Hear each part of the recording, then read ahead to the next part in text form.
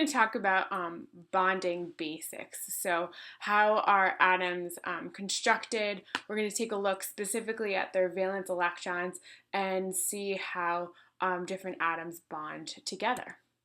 So our objectives today are to determine the number of valence electrons an atom has and to calculate the number of electrons that an atom will have to either gain, lose, or share when they go ahead and bond with another atom. You're going to identify the type of elements that make up an ionic bond and a covalent bond. You're going to use a Lewis structure diagram, Lewis dot structure diagram, to show the formation of an ionic and or covalent bond, and then you're going to compare the difference between both ionic and covalent bonds. So I know it's a lot, but let's get started. All right, so chemical bonds or chemical compounds. So a compound is a substance that's made up of more than one kind of atom. The force that holds these substances together is called a chemical bond. So whenever you have two atoms joining together, whether it's the same atom or a different atom, they're being held together by a chemical bond. And electrons, specifically the valence electrons, are directly involved in the formation of a chemical bond. So atomic stability. So energy levels, we talked about the different energy levels. We talked about how the first energy level only holds 2 electrons, the second energy level holds 8 electrons, and the third energy level can hold up to 18 electrons. Well, a stable atom means that the full out equals to the full outer principal energy level. So what that means is a stable atom is going to want to have 8 valence electrons. So of the atoms that we look at, that we're going to be looking at in biology class, we're only going to be looking at atoms that have 3 energy levels. And we know that the third energy level can hold up to 18 electrons, but if an atom is going to be stable, it wants to have only 8 electrons in that outermost energy level. So we want 8 valence electrons if that atom is going to be stable. So that atom will either gain, lose, or share electrons in order to achieve stability. And what that means is it's going to gain, it's going to lose, it's going to share electrons so that its valence electron shell has 8 electrons in it. So on the first part of, or the section A of your bonding basics worksheet, you're going to complete the chart using the periodic table to help you. So for example here, I've got your atomic symbol. So the atomic symbol for chlorine is Cl. Okay, and total number of electrons for chlorine, if you take a look at the periodic table, it's got 17 total number of electrons. Again, if you look at the periodic table, we see that chlorine has 7 valence electrons, and that's using that top number above the column of chlorine. And then the number of electrons gained or lost. So recall that atoms on the right-hand side of the periodic table are going to tend to gain electrons. In this case, chlorine has 7 valence electrons, so it's going to want to gain 1 electron in order to give us our valence electron shell of 8, which we know equals atomic stability. Let's get another practice one in. So potassium has an atomic symbol of K. Okay, its total number of electrons are 19. Okay, if we take a look at the number of valence electrons that potassium has, it only has 1 valence electron. So elements on the left-hand side of the periodic table are going to tend to lose electrons. So we're going to see that potassium is going to lose 1 electron. And when we take a closer look at our Lewis dot structures, we'll see why potassium will want to lose that 1 electron so it can achieve stability. And the reason for that is if we know potassium has 2 energy levels, and that first energy level only holds 2 electrons, which means that it's stable even though it doesn't meet our 8 requirement because that first energy level only holds 2. So what I'd like you to do is complete the rest of the chart using the periodic table to help you. So I would pause here and complete the rest of the chart. All right, now that you've completed the chart, we're going to move on and take some further notes. So an atom that gains 1 or more electrons will have a negative charge. This makes sense because we know that electrons are negative. So if you're going to be gaining more electrons, you're going to be gaining more subatomic particles with a negative charge. So it would make sense that that atom is going to be taking on a negative charge. An atom that loses one or more electrons is going to take on a positive charge, which makes sense because if we start giving away things that are negative, we're going to tend to become more positive. Okay, an atom that gains or loses one or more electrons is what we refer to an ion. So if you're gaining an electron, you're going to become an ion. If you're losing an electron, you're going to become an ion.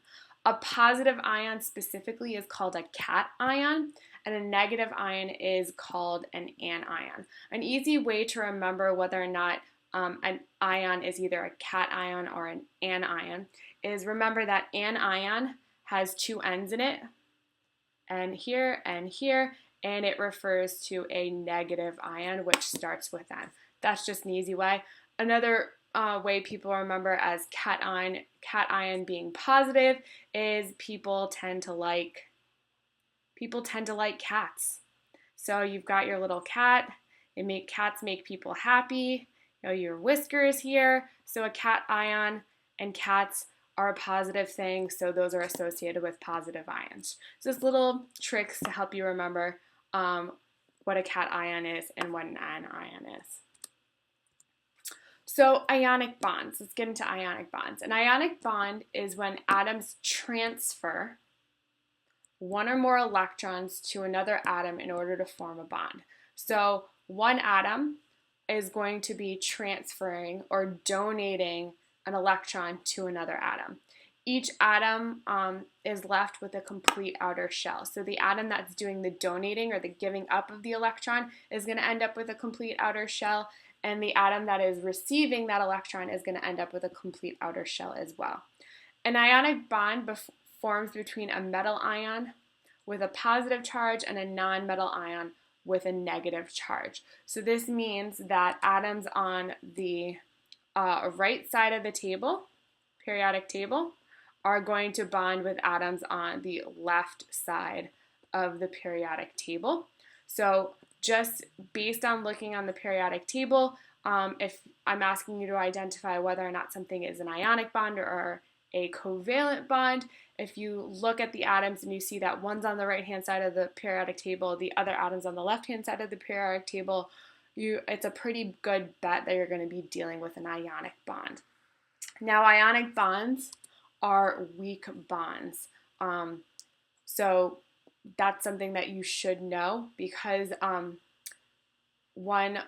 positive ion and a negative ion, they kind of associate because of opposites attracting, and opposites attract are not necessarily strong bonds. So if you ever think of like a couple, you know, or maybe friends or something, you know, you thought they were a really unusual couple. One was really outgoing, the other one was really quiet, and they got together, but then they broke up like a month later because, you know, opposites may attract initially, but they don't end up being strong and stable because they don't have a lot of stuff in common.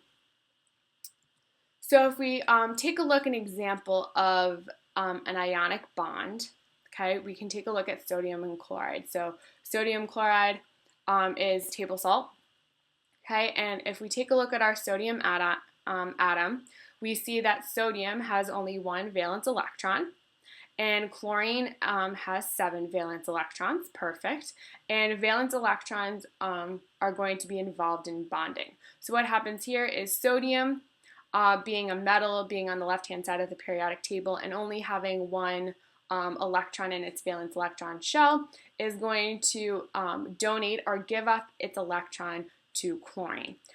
Sodium is going to become positive, and then we see that sodium now has a complete valence electron shell. It has 8 electrons in its outermost energy level since it's given up its initial valence electron. So now sodium takes on a positive charge. Chlorine, with that additional electron from sodium, now has a complete valence electron shell, which is awesome. But since it's taken on a negative charge or a negative electron, it's going to take on as a whole a negative charge.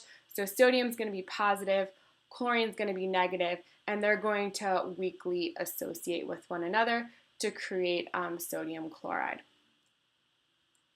So let's do some examples of bonding with sodium and chloride. So we're going to be doing Lewis dot structures. So remember that sodium, okay, is Na, and it has one valence electron, and chlorine, Cl, has 7 valence electrons. So 1, 2, 3, 4, 6, 7. What's going to happen here is sodium is going to donate its electron over to chlorine.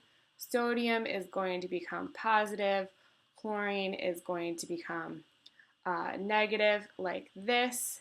And then you would write down the chemical formula as NaCl. Perfect.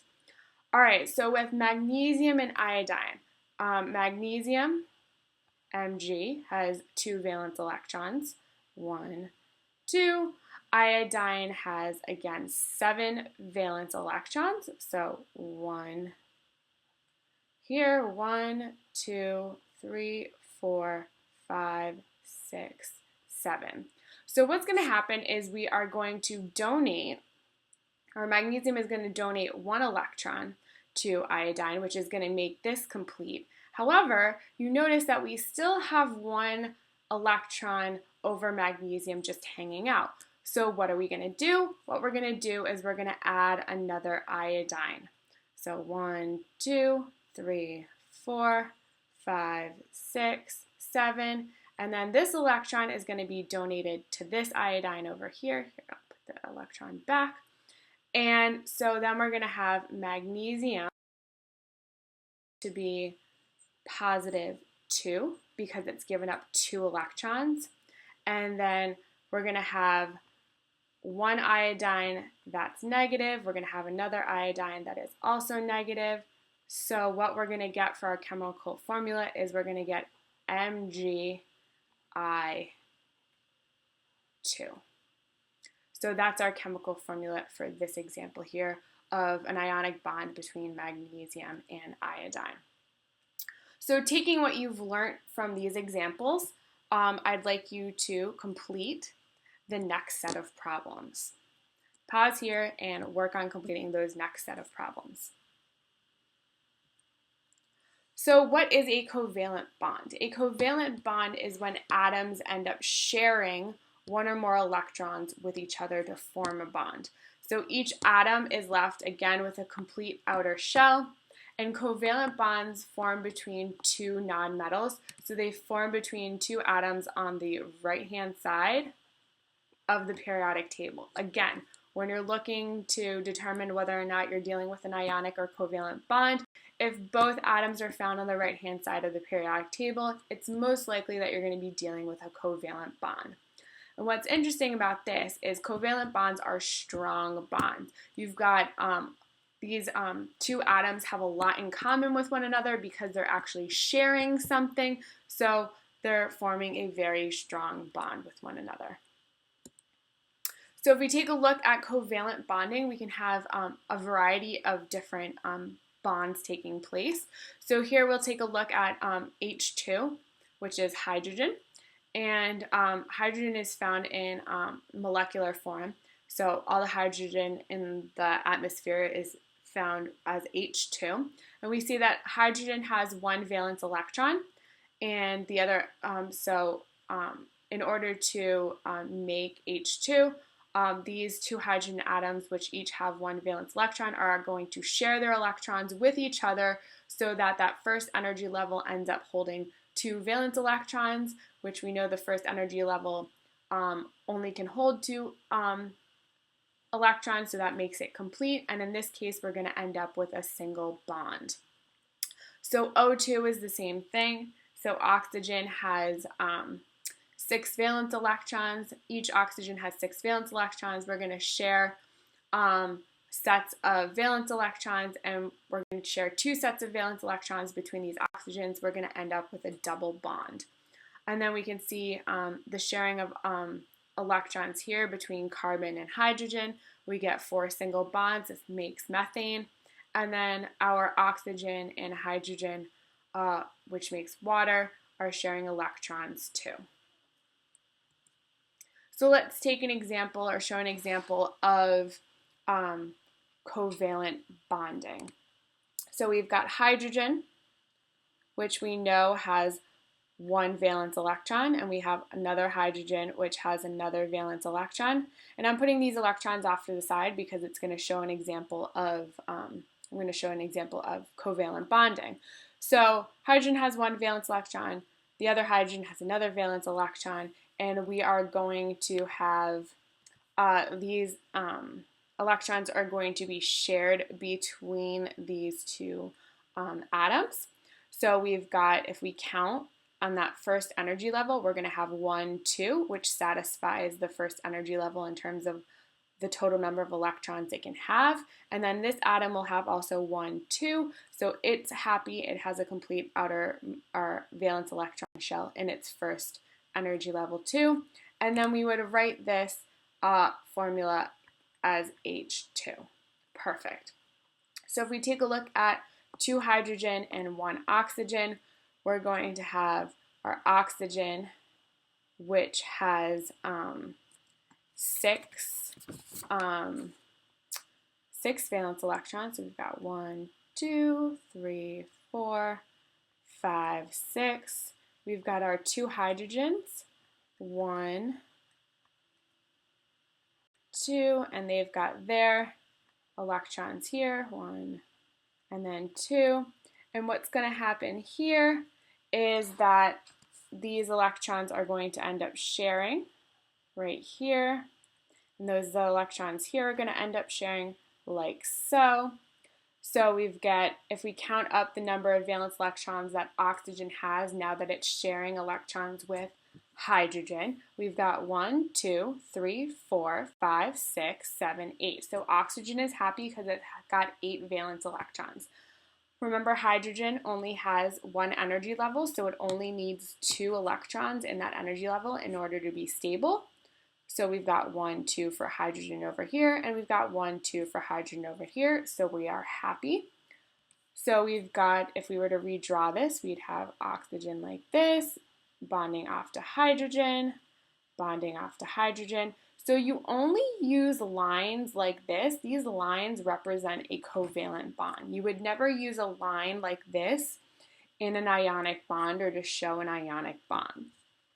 There's also something else I want you to note about water, which is what we just drew here, and we just showed the covalent bonding of water. Water is what we call a polar molecule. What I mean by that is that the oxygen side is slightly negative and the hydrogen sides are slightly positive. The reason for this is because oxygen is a really, really, really big atom compared to hydrogen. And so what ends up happening is that there's an uneven sharing of electrons between oxygen and hydrogen. These electrons over by hydrogen actually get pulled closer to oxygen.